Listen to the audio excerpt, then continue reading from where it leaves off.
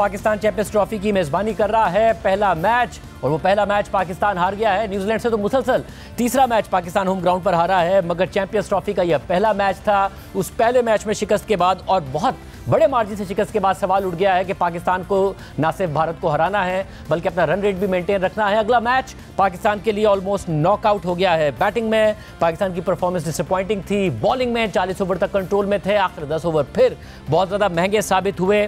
क्या पाकिस्तान में कमी है, क्या खामियां हैं, भारत का से जो बड़ा टाकरा पाकिस्तान का होना है उसमें क्या क्या पाकिस्तान को सही करने की ज़रूरत है। हमारे साथ मौजूद हैं साबिक कप्तान राशिद लतीफ़ साहब, अहमद शहजाद साहब, सिकंदर बख्श साहब। आप तीनों का बहुत शुक्रिया। राशिद भाई, सबसे पहले आपसे, ज़ाहिर 40 ओवर तक पाकिस्तान कंट्रोल में लगा, 5.1 5.2 रन पर ओवर के साथ न्यूजीलैंड जा रहा था। अचानक फिर हमें आखिर में बहुत मार पड़ती है और फिर चेज भी हमने अच्छा नहीं किया। क्या क्या खामियां हैं? देखिए, आउट करने जाना चाहिए, क्योंकि जब आप 3 आउट कर लिए, शुरू में ऐसे ही लग रहा था कि 240 250 रन करेंगे, लेकिन क्रिकेट गेम जिस तरह से वो खेलते हैं, उनका मेथड जो खेलने का, वैसे ही उन्होंने खेला। जितने भी मैचेस हैं जो हुए हैं अभी पाकिस्तान में, न्यूजीलैंड का स्टाइल खेलने का एक ही था। अगर शुरू में विकेट गिरती हैं, वो एक लंबी पार्टनरशिप करते हैं, और आज भी पार्टनरशिप की। हमारे पास आउट करने वाले बॉलर कम रह गए। अगर हम देखते हैं, शाहीन आफरीदी की न्यू बॉल स्विंग होना बंद हो गई है। नसीम शाह जोर लगा रहे हैं, लेकिन वो शोल्डर की इंजरी के बाद वैसी बॉलिंग नहीं कर रहे हैं। हारिस आए, मेरे ख्याल से वो पूरे फिट नहीं थे आज। अब मैं ब्लेम नहीं दूंगा, उन्होंने 83 रन उनको बन गए, लेकिन वो फिट नहीं लगे। एक अबरार थे जो कि स्पेशलिस्ट स्पिनर थे, उनको हमने शुरू में 5 ओवर करा लिए। जब आउट करने का टाइम आया तो पार्ट टाइम बॉलर्स करने लगे। तो ये मिस्टेक्स हैं कि हमने जब टीम बनाई तो उसमें ही एक स्पेशलिस्ट स्पिनर हमने छोड़ दिया। फिर आखिर के ओवर जो 10 ओवर देखते हैं, अगर अबरार बैटिंग बॉलिंग करने आए हैं, हमें सबको पता है कि लथम स्वीप अच्छी मारते हैं, तो ओवर द विकेट वो मिडिल और लेग पे बॉलिंग कर रहे थे। उन्होंने राउंड द विकेट, उनसे कप्तान ने या कोच ने कहीं कहे ही नहीं कि अपनी स्ट्रेटेजी प्लानिंग अपनी चेंज करें, राउंड द विकेट आके थोड़ा ऑफ स्टंप के बाहर बॉल करें। तो आप देखें, आखिर में अबरार को जो तीनों ओवर्स में रन बने, वो सारे मिडिल लेग पे या लेग पे बॉल हुई है। तो शायद फुकदान था। और बैटिंग में देखें, अगर हमारे पास कोचिंग में नज़र नहीं आ रहा कोई भी कोचिंग में, अदर महमूद भी ऑलराउंडर हैं, आकिब जावेद भी फास्ट बॉलर हैं, शाहिद असलम ट्विटर अच्छे हैं, लेकिन बहुत ज़्यादा क्रिकेट नहीं खेली हुई। मैं ब्लेम नहीं कर रहा, लेकिन हमारे पास कोई ड्रेसिंग रूम में मोहम्मद यूसुफ जैसा, अजहर अली जैसा, असद शफीक, यूनुस खान जैसा एक कोच लाजमी होना चाहिए जो कि गाइड कर सके, वो इस सूरत हाल से निकाल सके। तो ये एक मेजर शायद खराबी नज़र आती है कोचिंग पैनल के अंदर, कि आपके पास मुस्तनद कोई बैटिंग कोच वैसा नहीं है जो कि चैंपियन ट्रॉफी के लिए तैयार करे अपने प्लेयर्स को।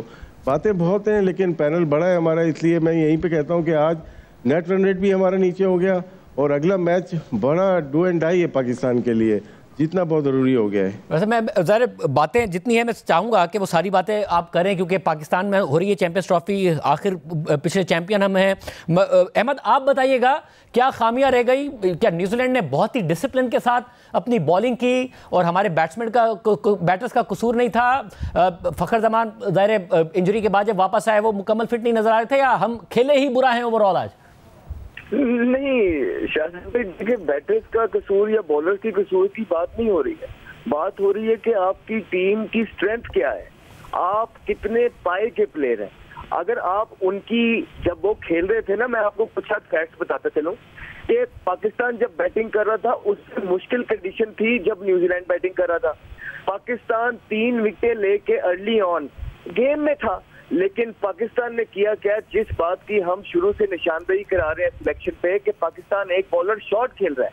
अब अबरार ने सर्कल के अंदर अपने सारे 5 ओवर कर दिए, और जब मिडिल का टाइम आया वो फंसे हुए थे। उनके लिए बहुत जरूरी था पार्टनरशिप डेवलप करना, जहां पे उन्होंने वो, पाकिस्तान के पास एक तगड़ा स्पिनर मौजूद नहीं था जो वहां पे, जहां पे टर्न हो रहा था, वहां पे विकेट या ब्रेक थ्रू लेके दे सके, जिसकी वजह से वो पार्टनरशिप डेवलप हुई। और आप चेक करें, यंग से हमने सेंचुरी करा दी, लेथम से हमने सेंचुरी करा ली। वहां पे अगर पाकिस्तान के पास एक भी तगड़ा स्पिनर होता तो वो पार्टनरशिप लगनी ही नहीं थी। जितना अगर खुशदिल शाह को सिंगल निकालना मुश्किल हुआ था, तो आप खुद सोचिए कि पिच कितना मुश्किल खेल रहा होगा। लेकिन खुशदिल शाह डेफिनेटली उनका कसूर नहीं है, उन्होंने जितनी पोटेंशियल है बॉलिंग के अंदर उन्होंने अपनी एफर्ट करते हैं, लेकिन पाकिस्तान एक स्पिनर एक स्ट्राइक बॉलर शॉट नजर आया। और पाकिस्तान के पहले जब 321 चेस कर रहे हैं आप मुझे खुद बताइए इंटेंट क्या होना चाहिए पावर प्ले के अंदर तगड़ा। हमारे पहले 13 ओवरों के अंदर 10 ओवर डॉट बॉल्स के थे, मतलब 60 बॉलें हमने डॉट खेल ली थी पहले 13 ओवरों के अंदर। तो मैच तो आप यहीं पे बहुत पीछे चले गए थे। बाबर आजम यार हम सब मानते हैं कि वो ये उनका फॉर्मेट है, उनको यहाँ परफॉर्मेंस करनी चाहिए, लेकिन ये उनके अपने 50 के लिए मैच नहीं हो रहा था। 80 बॉलों पे वो 50 करके गए हैं, जहां पे उन्होंने आप उनके बैट्समैन को देखेंगे विलियम को, उन्होंने 56 बॉलों पे 50 किया है। आप कितनी मुश्किल सिचुएशन पे आया लेथम, उसने 60-62 बॉलों पे 50 किया है। हमारे ओपनर बेटर कंडीशंस के अंदर गए और वहां पे उनके पास एक टारगेट भी सेट था जो कि चीख के बोल रहा था कि यहाँ पे हमें अच्छा पावर प्ले चाहिए। वहां पे पहले 13 ओवरों के अंदर आप 10 डॉट खेलते हैं और 38 बॉलों पे 14 रन की पार्टनरशिप होती है आपके दो मोस्ट सीनियर प्लेयर्स की तरफ से, जो कि रिजवान है और बाबर आजम है। तो मैच में तो आप यहीं से पीछे चले गए हैं बहुत ज्यादा। ये रियलिटीज है जिसका हम पिछले 1 साल से जब से हम वोकल हुए हैं बताने की कोशिश कर रहे हैं। लास्ट वर्ल्ड कप के अंदर भी हमने खुल के सबको बताया और अवाम एग्री हो गई, लेकिन पीसीबी के अंदर बैठे हुए लोग टस से मस नहीं हुए। उन्होंने ये बोला कि 6 महीने बाद आईसीसी चैंपियंस ट्रॉफी आ रही है, इतनी जल्दी हम कॉम्बिनेशन कैसे बनाएंगे। तो 7 इवेंट्स जो प्लेयर्स हारे हुए थे के साथ आप जो है 8वां इवेंट भी खेलने गए, तो ये डेफिनेटली प्लानिंग का फुकदान है। पता लग रहा है कि कितने मैच ज्यादा हार्श नहीं होना चाहता, अभी मैचेस पड़े हैं, लेकिन ये बहुत इंपॉर्टेंट मैच था। भारत के मैच से पहले पाकिस्तान को ये मैच जीतना चाहिए था हर हालत में।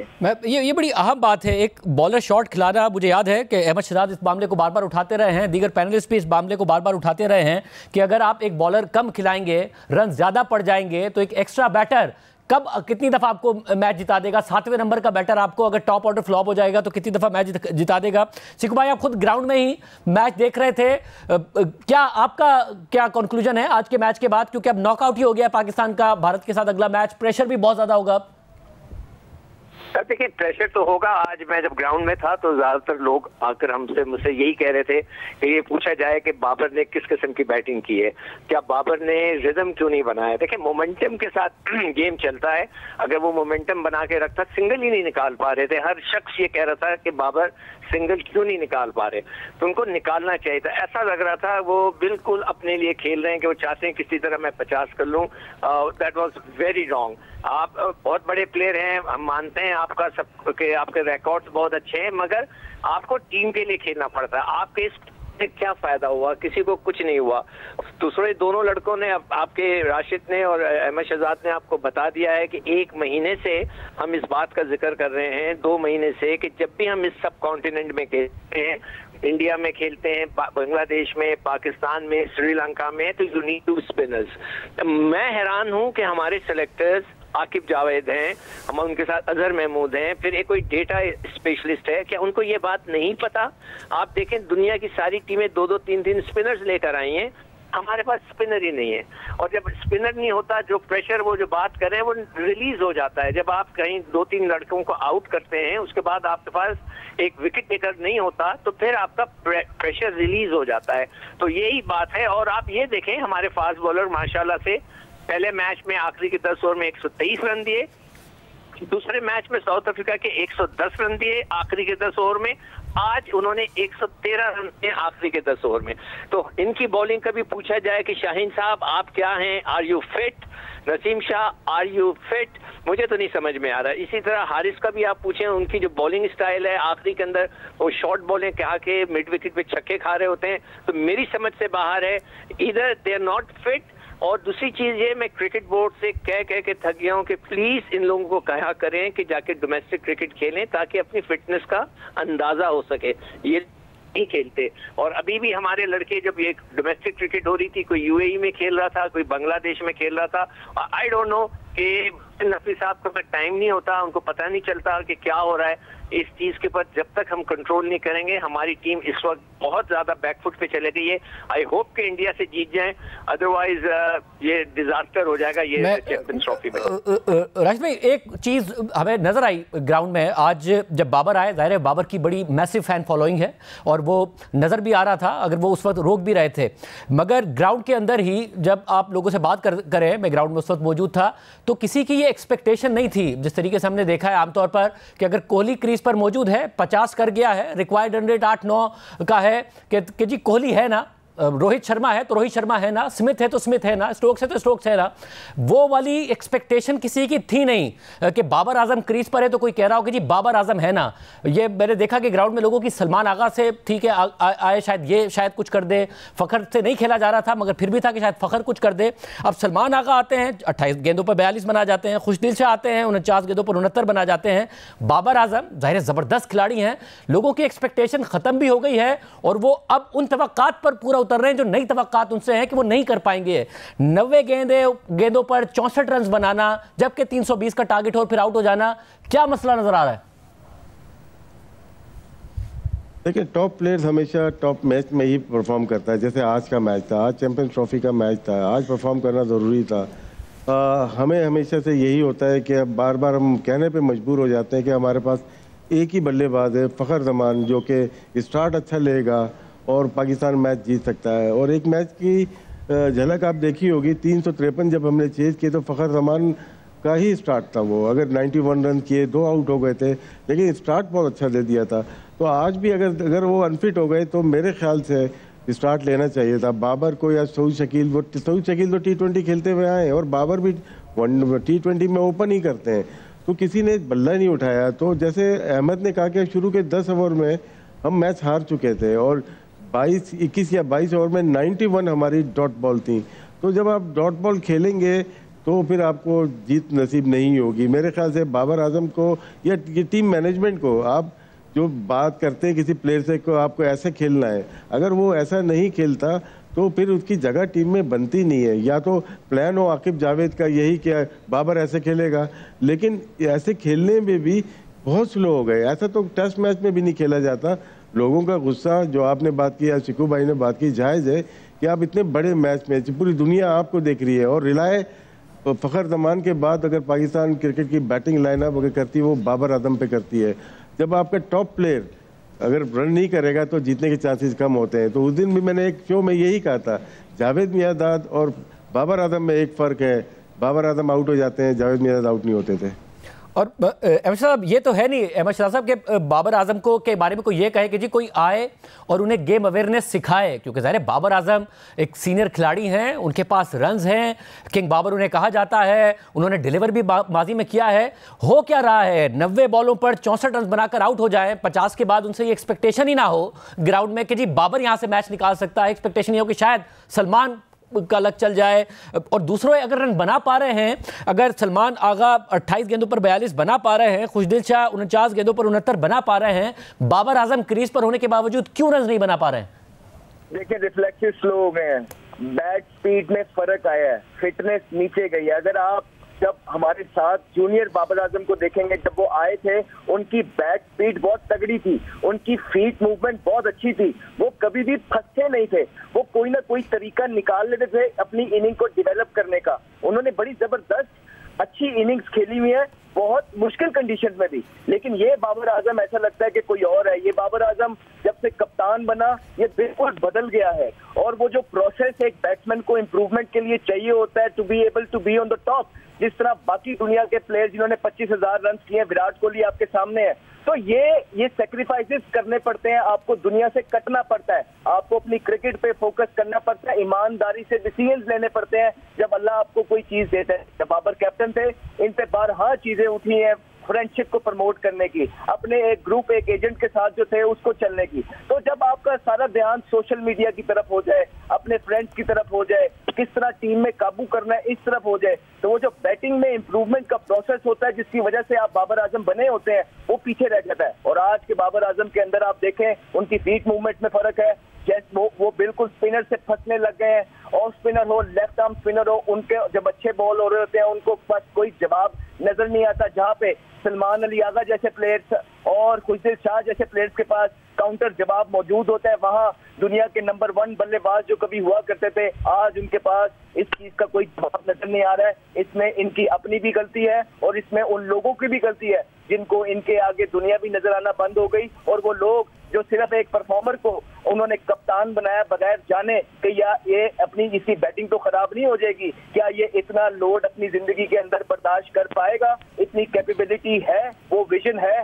उन्होंने वो डिसीजन गलत लिया जिसकी वजह से वो जो बाबर आजम जिसके बारे में कहा जाता था कि 100 सेंचुरियां करेगा, आज ये हालात है कि 80 बॉलों पे 50 करके इतने इंपॉर्टेंट मैच के अंदर जब पूरी कौम उनके लिए दुआएं कर रही है और तवक्को रखती है, वो मैच को बीच में छोड़ के बल्कि बिल्कुल साइड पे ही करके हरवा के बाहर चले जाते हैं। दुख होता है इस बाबर आजम को देखते हुए। ज़ाहिर इस वक्त जो सिचुएशन है वो अनफॉर्चुनेट है, वरना फास्टेस्ट 6000 रन्स उन्होंने बनाए हैं 123 इनिंग्स में, जॉइंट ये रिकॉर्ड उनके पास है हाशिम आमला के साथ। मगर अब जो परफॉर्मेंस है सिकू भाई, ज़ाहिर पहला मैच हारे हैं, मगर क्योंकि अब सिचुएशन ऐसी हो गई है, रन रेट ख़राब हो गया और भारत से जीतना है, हम चाहते हैं कि टीम पॉजिटिव माइंड के साथ जाए, उसको इंकरेज भी किया जाए, मगर क्या कुछ तब्दीली भी करने की ज़रूरत है अगर हम इंडिया से खेलने जा रहे हैं? देखिए, तब्दीली करें तो किससे करें, आपके पास क्या है? अब मुझे ये बताइए कि आपके पास बैकअप में एक उस्मान खान है जिन्होंने जिंदगी में कोई ओडीआई का मैच नहीं खेला, वो शख्स जो है पाकिस्तान में खेला ही नहीं जिंदगी भर, 3 फर्स्ट क्लास मैच खेले, आपने उसको टीम में रखा हुआ है, आप उसको किसी और को हटा के उसको बुलाएंगे? फिर आपका भाई कामरान गुलाम है, एक आपके पास जो है वो फास्ट बॉलर हसनैन है जिस पर आपने सही बॉल नहीं करा, आपके पास है क्या? कुछ भी नहीं है। अब सिर्फ यही कर सकते हैं कि अपने आप को फोकस करें, अगर इंडिया के खिलाफ कम से कम मैच जीत जाएं।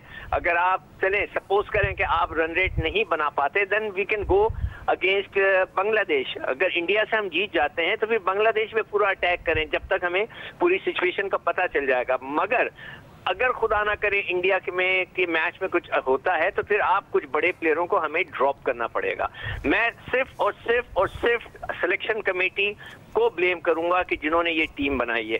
मुझे यकीन नहीं आता कि जो पाकिस्तान के जो क्रिकेटर्स हैं जो कि सिलेक्शन कमेटी में हैं उन्होंने ये टीम बनाई है। अगर उन्होंने बनाई है, अगर उनको ऊपर से किसी ने कह दिया है तो वो अलग चीज है। कोई क्रिकेटर कैसे हो सकता है कि पाकिस्तान की विकेट के ऊपर एक स्पिनर से जाए? मैं नहीं मानता। तो ये चीज जो है बहुत ही अलार्मिंग है और आपको इस सिस्टम को खत्म करना पड़ेगा। ये जितने भी यंग टेस्ट क्रिकेटर्स हैं, देखें, एक तो टेस्ट क्रिकेटर जैसे ही रिटायर होता है आप उसको सिलेक्टर नहीं बनाते, उनकी आपस में दोस्तियां होती हैं, दुश्मनियां होती हैं, रंजिशें होती हैं। आप ऐसे लड़के को सेलेक्टर बनाएं कि जिसमें और करंट प्लेयर में कम से कम 10 साल का फर्क हो। तो ये बहुत गलत सिस्टम चल रहा है इस वक्त, इसको दुरुस्त करना पड़ेगा।